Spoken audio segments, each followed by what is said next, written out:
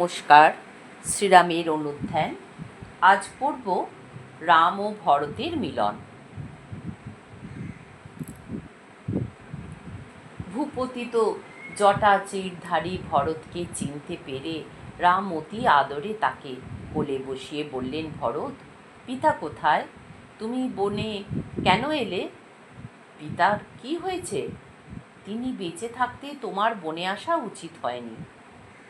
তুমি এত কৃশ ও বিবর্ণ হয়েছ কেন? রাজ্য শাসন ব্যবস্থায় তোমার কোনো অসুবিধে হচ্ছে না তো? ভরত তখন অতি কষ্টে শোক সম্বরণ করে বললেন, আর্য, পিতা দশরথ মাতা কইকেয়ীর প্ররোচনায় দুষ্কর্ম করে পুত্রশোকে স্বর্গে গেছেন। কইকেয়ী রাজ্য লাভে বঞ্চিত হয়ে বিধবা হলেন এবং ঘোর পাপ কর্মে নিপতিত হয়েছেন। আমি আপনার সেই দাসী আছি। প্রজারা ও আমার মায়েরা আপনাকে প্রসন্ন করবার জন্য এখানে এসেছেন। জ্যেষ্ঠই রাজ্য লাভের অধিকারী, সুতরাং আপনি প্রসন্ন হয়ে আজই রাজপদে অভিষিক্ত হয়ে আমাদের সকলের মনোরথ পূর্ণ করুন। রাম ভরতকে বললেন, রাজ্যের জন্য কি করে আমি পিতৃ আজ্ঞা লঙ্ঘন করে পাপচারণ করব? আমি তোমার কিছুমাত্র দোষ দেখছি না। চাপল্যবশত তুমি জননী কইকে নিন্দা করো না। পিতা প্রভৃতি গুরুজনেরা অনুগত স্ত্রী ও পুত্রদের প্রতি নিজের ইচ্ছানুরূপ ব্যবহার করতেই পারেন। এইটি তোমার জানা উচিত। হে ধর্মজ্ঞ ভরত, পিতার প্রতি যেমন গৌরব প্রদর্শন করতে হয়, মাতার প্রতিও সেই গৌরব প্রদর্শন করা উচিত। তুমি অযোধ্যায় রাজ্য লাভ করবে এবং আমি চির ধারণ করে দণ্ডকারণে বাস করব। পিতা দশরথ সকলের সামনে এই ব্যবস্থাই করেছেন। সুতরাং লোকগুরু ধর্মাত্মা রাজাই তোমার পক্ষে প্রমাণ। অতএব পিতৃদত্ত রাজ্য ভোগ করাই তোমার কর্তব্য, আর আমি 14 বছর দণ্ডকারণে বাস করে পিতার দেয়া অংশ ভোগ করব। এতেই আমার মঙ্গল।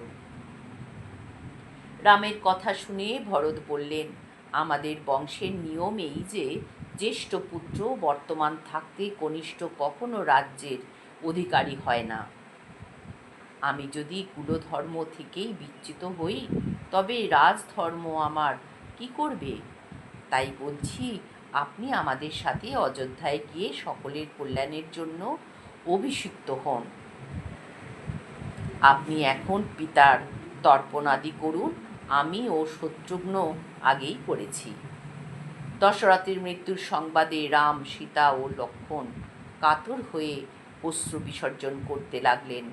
সুমন্ত্র রামকে নদীর তীরে নিয়ে গেলেন। রাম জলে নেমে যথাবিধি পিতার উদ্দেশ্যে তর্পণ করলেন। তর্পণ ও পিণ্ডদান করে তাঁরা আবার কুঠিরে ফিরে এলেন। এদিকে রাজমহিষীরা কুঠিরে এসে রামকে দেখে ব্যাকুল হয়ে কাঁদতে লাগলেন। রাম, লক্ষ্মণ ও সীতা তাঁদের প্রণাম করলেন। শাশ্রুনয়না সীতাকে দেখে কৌশল্যা নিজের মেয়ের মতো তাকে জড়িয়ে ধরে বললেন, হায়, যিনি বিদেহ রাজার কন্যা, দশরথের পুত্রবধূ এবং রামের পত্নী, সেই সীতা কেমন করে নির্জন বনবাসের দুঃখ সহ্য করছেন। বশিষ্ঠকে প্রণাম করি রাম তার কাছে বসলেন। তখন মন্ত্রী সেনাপতি প্রভৃতির সঙ্গে ভরত, লক্ষ্মণ ও শত্রুঘ্ন পেছন দিকে রামের নিকটে উপবিষ্ট হলেন। হরি ওম তৎসৎ। শ্রীরামকৃষ্ণার্পণমস্তু। আজ এই পর্যন্ত। আগামী দিন আমরা পড়ব রামের নিকট প্রার্থনা।